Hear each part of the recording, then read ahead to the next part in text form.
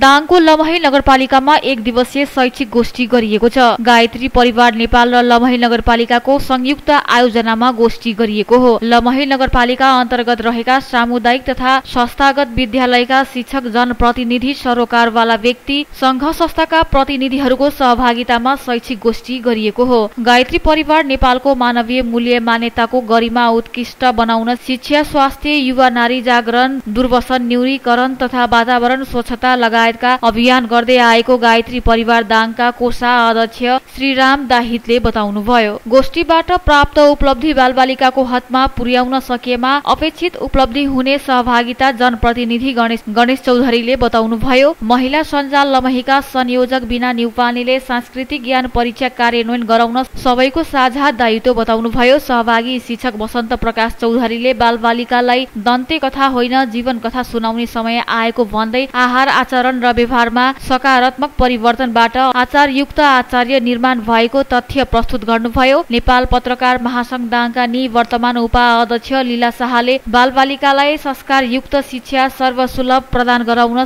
सबैले दायित्व पूरा गर्नुपर्ने बताउनुभयो। लमही शिक्षा प्रमुख रविन्द्र छेत्रीले अभियान सफल पार्न सरोकारवाला सबै आफ्नो स्थानबाट सहयोग गर्न आग्रह गर्नुभयो। लमही नगरपालिका न्यायिका समिति संयोजक नगर उप प्रमुख लक्ष्मी योगीले अबोध बालबालिकाले न्यायको महसुस गर्न संस्कार सहितको शिक्षा आवश्यक रहेको बताउनुभयो। लमही नगरपालिकाको सबै वडाका जनप्रतिनिधि, सामुदायिक तथा संस्थागत विद्यालयका शिक्षकहरू रहेको यमा कुमारी बस्नेतको संयोजकतामा सांस्कृतिक ज्ञान परीक्षा लमही गठन गरिएको छ। गठित समूहमा कृष्ण केसी, वसन्त प्रकाश चौधरी, देव खड्का, काशीराम चौधरी, उमाकान्त चौधरी, कृष्ण खत्री, गणेश चौधरी, केशव अधिकारी, लालबहादुर नेपाली, राधा विक, तारा प्रसाद चौधरी, बिना न्युपाने, थामदेवी सुनार, पार्वती विक लगायत रहनु भएको छ। त्यसैगरी नगर प्रमुख, उपप्रमुख, शिक्षा समिति तथा शिक्षा प्रमुख रहेको सल्लाहकार समिति समेत गठन गरिएको केशव अधिकारीले जानकारी दिनुभयो।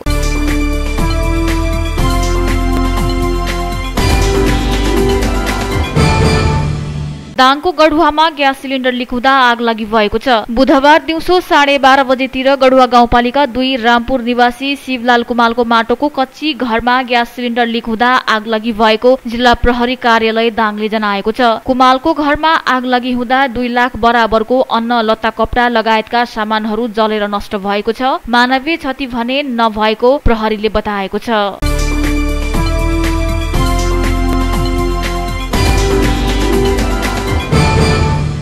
घोराही नगर शिक्षा समितिले उपमहानगर अन्तर्गतका सामुदायिक विद्यालयका प्रधानाध्यापकहरूलाई कम्तीमा अनिवार्य रूपमा 2 घण्टी पढाउनै पर्ने निर्णय गरेको छ। नगर शिक्षा समितिका संयोजक तथा मेयर नरुलाल चौधरीको अध्यक्षतामा बसेको बैठकले प्रधानाध्यापकले न्यूनतम 2 घण्टी पढाउनै पर्ने निर्णय गरेको हो। नगर शिक्षा समिति सदस्य जीवन गौतमले सामुदायिक विद्यालयको प्रधानाध्यापक बन्न पनि न्यूनतम 2 घण्टी लिनै पर्ने र त्योभन्दा बढी पनि पढाउन सक्ने बताए। उपमहानगरका प्रवक्ता तथा सामाजिक शाखा संयोजक राममणि पौडेलले शिक्षा महाशाखा प्रमुखलाई प्रधानाध्यापकहरूको भेला बोलाई निर्णयबारे जानकारी दिन र कार्यान्वयन गर्नका लागि पत्रचार गर्ने निर्देशन दिइसकेको बताउनुभयो। नगर शिक्षा समिति सदस्य सुरेश गौतमले प्रधानाध्यापकहरूले पढाउने रुटिन पनि तयार गरेर शिक्षा शाखामा पढाउन पनि निर्देशन दिएको जानकारी दिनुभयो। मेयर नरुलाल चौधरीले प्रधानाध्यापकले पढाउनै पर्ने नियमलाई तत्काल कार्यान्वयनमा ल्याउन महाशाखा प्रमुखलाई निर्देशन दिनुभयो। अर्का नगर शिक्षा समिति सदस्य नारायण पोखरेलले आफू प्रधानाध्यापक हुँदा 3 घण्टी अनिवार्य पढाउँदै आएको अनुभव सुनाउनुभयो।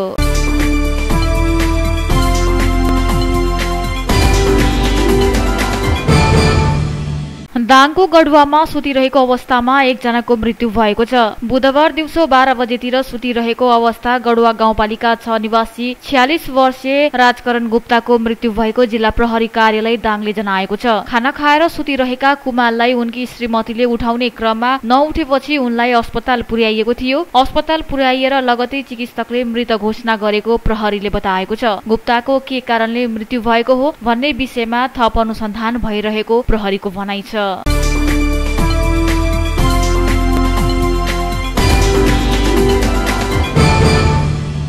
त्रिसिद्धेश्वरी राप्ती यातायात प्रणालीले यात्रुहरूको सुविधाका लागि दाङका बस पार्कहरूमा निशुल्क खानेपानीको व्यवस्था गरेको छ।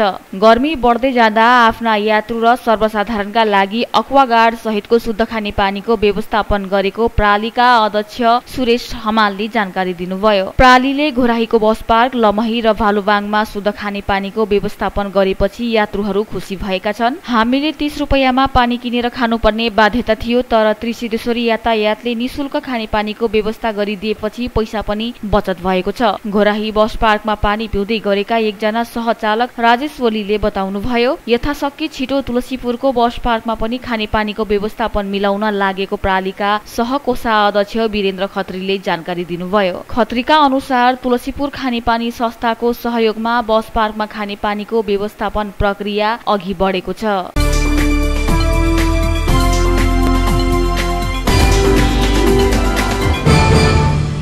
स्वच्छ व्यवसायी समूह नेपालले मंगलबार राप्ती गाउँपालिकासँग युवालाई रोजगारी सिर्जना गर्न र उद्यम विकासका विषयमा छलफल गरेको छ। आइएम नेपालको सहयोग, राप्ती गाउँपालिका र स्वास संस्थाको सहकार्यमा स्वच्छ व्यवसायी समूहले नेपालको स्थानीय स्रोत, सिप तथा संस्कृतिको प्रबन्ध मार्फत स्वच्छ व्यवसायी स्थापनाका लागि गाउँपालिका र कृषकहरू बीच अन्तर्क्रिया कार्यक्रम गरेको थियो। स्वान संस्थाका रेमन्त चौधरीको अध्यक्षतामा एवं राप्ती गाउँपालिकाका अध्यक्ष प्रकाश विष्टको प्रमुख अतिथिमा भएको छलफलमा गाउँपालिकाको आर्थिक वर्ष 2080-81 को नीति कार्यक्रम तथा बजेटमा युवाहरूलाई रोजगारमा जोड्न र उद्यम विकासका लागि के कस्ता कार्यक्रम समेट्न सकिन्छ भन्ने विषयमा छलफल भएको छ। छलफलका क्रममा युवाहरूलाई रोजगारीमा जोड्न, रोजगार शाखासँग समन्वय गर्ने र स्थानीय उत्पादनको बजारीकरणमा विशेष जोड दिने विषयमा छलफल भएको छ।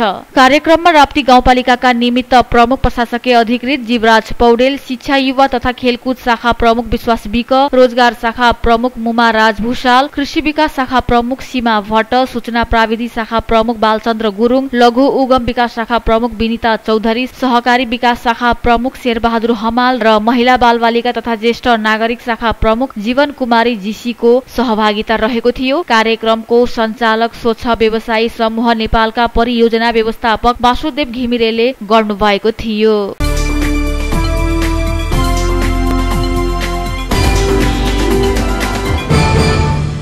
दङ्गीशरण गाउँपालिकाले आर्थिक वर्ष 2079-80 को वार्षिक कार्यक्रमहरूको समीक्षा तथा वडा कार्यालयहरूको सेवा प्रवाह सम्बन्धी जनताको राय सुझाव तथा गुनासो सुनी जनताको प्रश्नको जवाब दिँदै हिजोदेखि 7 वटै वडामा सार्वजनिक सुनवाई कार्यक्रमको सुरुवात गरेको छ। हिजो वडा नम्बर 1 देखि सुरु गरिएको सार्वजनिक सुनवाई कार्यक्रम 24 गते पालिका स्तरीय गर्ने गरी आयोजना गरिएको पालिकाका सूचना अधिकारी टेक बहादुर खत्रीले जानकारी दिनुभएको छ। हिजो वडा नम्बर 1 को कार्यालयमा बाँकी वडा अध्यक्ष रमेश भण्डारीको अध्यक्षतामा सार्वजनिक सुनवाई सम्पन्न भएको हो। कार्यक्रममा उपस्थिति सहभागीहरूले स्वास्थ्य संस्था, विद्यालय तथा वडा अध्यक्ष प्रति आफ्नो गुनासो तथा सल्लाह सुझावहरू राखेका थिए। उपस्थिति सहभागीहरूले रासायनिक मलको बिक्री वितरणदेखि गुणस्तरीय शिक्षा र महिला सहभागिता मूलक कार्यक्रम बारे गुनासो गरेका थिए। वडा नम्बर 1 का सहभागीहरूले फुर्के शैलीमा विद्युत सञ्चार र स्वास्थ्य इकाइ प्रति चासो राख्दै कहिलेदेखि सेवा पाउन सक्छौ भन्ने प्रश्नको जवाब दिँदै वडा अध्यक्ष रमेश भण्डारीले आफूले चुनावको बेला गरेका प्रतिबद्धताहरूको क्रमशः पूरा गर्ने चरणमा रहेको बताउनु भएको छ। विद्युतको लागि पोल विस्तार गरी तार तान्ने काम सकिएको र छिटै मिटर बक्स जडान गरी बिजुली बत्ती फुर्की शैलीमा उद्घाटन गरिने बताउनुभयो। यस्तै स्वास्थ्य इकाइको भवन पनि निर्माणाधीन रहेको भन्दै सञ्चारबाट टाढा रहेका फुर्की शैलीमा नेपाल टेलिकमको टावर निर्माण भइरहेको र सञ्चार, स्वास्थ्य र बिजुली बत्तीको पहुँच पुगेमा फुर्के शैली पनि पालिकासँग सजिलै जोडिने अपेक्षा रहेको अध्यक्ष भण्डारीले बताउनुभयो। सार्वजनिक सुनवाई कार्यक्रममा स्थानीय बुद्धिजीवी मोहन चौधरी, यज्ञ बहादुर विष्ट, वामदेव विष्ट, हरि बहादुर विक लगायतले आफ्नो धारणा राख्नु भएको थियो। दङ्गीशरण गाउँपालिकाका सूचना अधिकारी टेक बहादुर खत्रीले स्वागत तथा कार्यक्रमको उद्देश्यमाथि प्रकाश पार्नु भएको थियो भने कार्यक्रमको सहजीकरण गाउँपालिकाका प्रेस संयोजक प्रमोद आचार्यले गर्नुभएको थियो।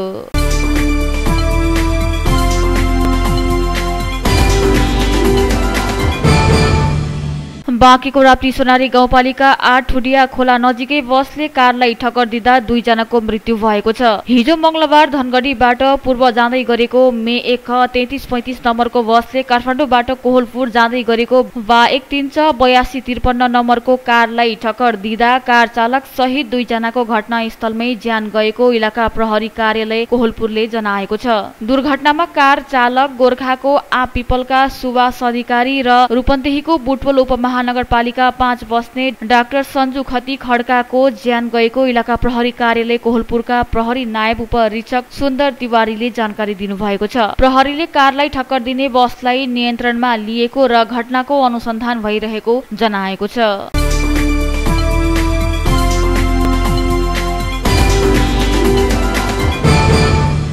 तुलसीपुर 4 मा रहेको हलवार खानेपानी उपभोक्ता तथा सरसफाई समितिको अध्यक्ष र सचिवमा उम्मेद्वारहरूले चुनावी प्रचार प्रसारलाई तीव्र पारेका छन्। अध्यक्ष पदमा उम्मेद्वार प्रभात थापा मगर र सचिव पदमा उम्मेद्वार चन्द्रबहादुर खत्रीले चुनाव घर दैलो अभियानलाई तीव्र पार्नु भएको छ। निर्वाचनको मिति नजिकै गर्दा आफूहरूले मतदाताहरूसँगको भेटघाट कार्यलाई तीव्र पारेको अध्यक्ष पदका उम्मेद्वार प्रभात थापा मगरले जानकारी दिनुभयो। समितिका निर्वाचन सचिव समेत रहनुभएका थापाले मतदाताहरू घर घरमा पुगेर भोट आफ्नो पक्षमा माग्ने गरेको बताउनुभयो। अध्यक्ष र सचिव पद बाहेक अन्य पदाधिकारी यसअघि नै सर्वसम्मत चयन भइसकेका छन्। सहमति हुन नसकेपछि अध्यक्ष र सचिव पदमा निर्वाचन हुन लागेको निर्वाचन समितिले जानकारी दिएको छ। अध्यक्षमा प्रभात थापा र गठबन्धनबाट प्रकाश केसी बीच प्रतिस्पर्धा हुन लागेको छ भने सचिव पदमा चन्द्रबहादुर खत्री र गठबन्धनबाट ओमकान्त रिजाल बीच चुनाव हुन लागेको छ।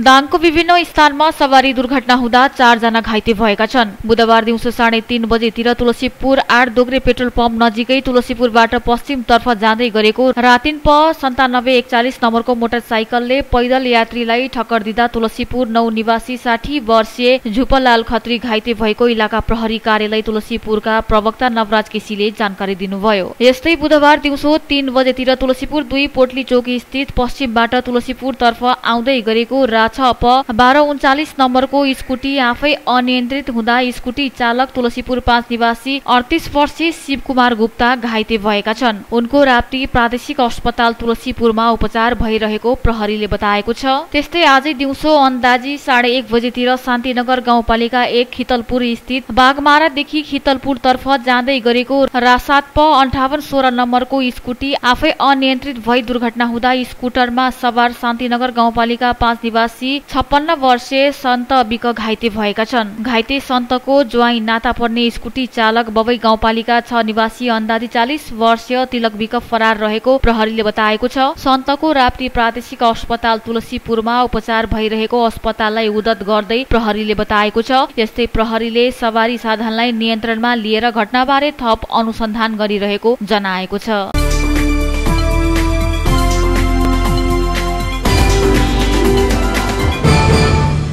प्रधानमन्त्री पुष्पकमल दाहाल प्रचण्ड 4 दिने भ्रमणका क्रममा भारतको नयाँ दिल्ली पुग्नु भएको छ। प्रधानमन्त्री प्रचण्डलाई नयाँ दिल्लीको इन्दिरा गान्धी अन्तर्राष्ट्रिय विमानस्थलमा भारत सरकारको विदेश राज्य मन्त्री मीनाक्षी लेखीले स्वागत गर्नुभएको छ। 4 दिने भारत भ्रमणका लागि प्रधानमन्त्री प्रचण्ड आज बुधबार दिउँसो काठमाडौँबाट प्रस्थान गर्नुभएको थियो। प्रधानमन्त्री प्रचण्डले भोलि बिहिबार भारतीय श्रमकक्षी नरेन्द्र मोदीसँग हैदराबाद हाउसमा द्विपक्षीय वार्ता गर्नुहुनेछ। भ्रमण टोलीमा प्रधानमन्त्री प्रचण्ड सहित भौतिक पूर्वाधार मन्त्री प्रकाश ज्वाला, ऊर्जा जलस्रोत तथा सिंचाई मन्त्री शक्ति बहादुर बस्नेत, परराष्ट्र मन्त्री नारायण प्रसाद साउद, अर्थ मन्त्री डाक्टर प्रकाश शरण महत, उद्योग मन्त्री रमेश रिजाल हुनुहुन्छ। भारत भ्रमणका क्रममा विद्युत विस्तार, विद्युतमा भारतीय लगानी प्रबन्ध, भारतसँग भएका सम्झौताहरूको कार्यान्वयन, सीमा विवाद, नाकाहरू सञ्चालन लगायतका बारेमा छलफल गर्ने कार्यक्रम रहेको छ। त्यस अवसरमा नेपाली सेनाले सम्मान गारत अर्पण गरेको थियो। प्रधानमन्त्री प्रचण्ड आउँदो शनिबार स्वदेश फर्किने तालिका रहेको छ।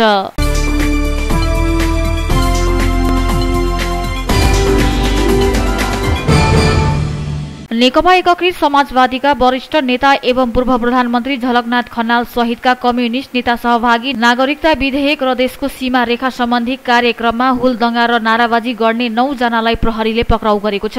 हिजो मंगलबार अनामनगरमा रहेको सामाजिक विकास समाजको हलमा नेता खनाल, नेकपा क्रान्तिकारी माओवादीका शिव गजुरेल र पूर्व गभर्नर डाक्टर दिपेन्द्र छेत्री सहभागी कार्यक्रममा हुलदंगा र नाराबाजी गर्ने 9 जनालाई पक्राउ गरिएको जिल्ला प्रहरी परिस काठमाडौँका प्रवक्ता एवं प्रहरी उपरीक्षक सीताराम रिजालले जानकारी दिनुभयो। उहाँका अनुसार पक्राउ पर्नेमा धादिङको सलाङ 4 घर भई काठमाडौँ बस्ने 30 वर्षीय सन्तोष राजावादी, बाँकेको कोहलपुर 1 का 28 वर्षीय सतीश राजावादी, रामेछापको सुनपाती 5 का 21 वर्षीय तारा राजावादी, सिन्धुली 3 पाटा 10 का 27 वर्षीय क्षितिज चौलागाई, पाल्पा रामपुर 5 का 20 वर्षीय आकाश कुमार भट्ट, 12 निजगढ 4 का 28 वर्षीय सुजन राजावादी, 20 वर्षीय अर्पण खड्का र 24 वर्षीय निलस राजावादी तथा रूपन्देही देवीनगर 17 का 31 वर्षीय रितेश केसी रहेका छन्। उनीहरूलाई पक्राउ गरी आवश्यक अनुसन्धानका लागि प्रहरी वित्त सिंहदरबारमा राखिएको प्रहरीले जनाएको छ। कार्यक्रममा सन्तोष राजावादीले मञ्च कब्जा गरेर